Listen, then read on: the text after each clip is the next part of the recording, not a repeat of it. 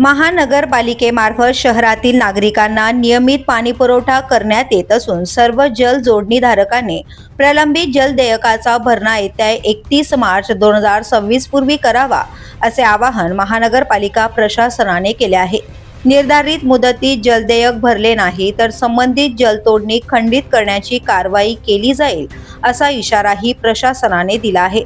थकीत जलदेयकांच्या वसुलीसाठी महानगरपालिका जल अभियंता विभागाने विशेष मोहीम सुरू केली आहे। नागरिकांना देयक भरणे सुलभ व्हावे यासाठी नजीकच्या विभाग कार्यालयातील नागरी सुविधा केंद्रांवर जलदेयक भरण्याची सुविधा उपलब्ध करून देण्यात आली आहे। तसेच महानगरपालिकेच्या अधिकृत संकेतस्थळावरही नागरिकांना ऑनलाईन पद्धतीने जलदेयक भरता येणार आहे।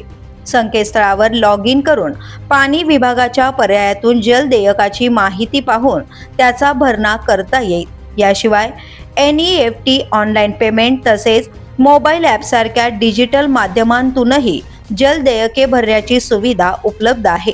31 मार्च 2026 पूर्वी प्रलंबित जल देयकाचा भरणा न केल्यास संबंधित जल तोडणी खंडित करण्याची कारवाई होऊ शकते।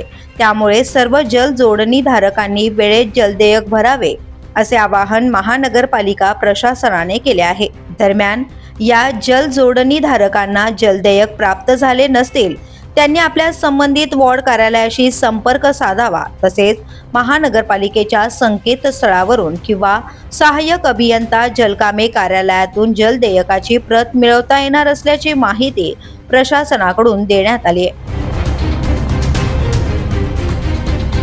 The police news bureau, Mumbai.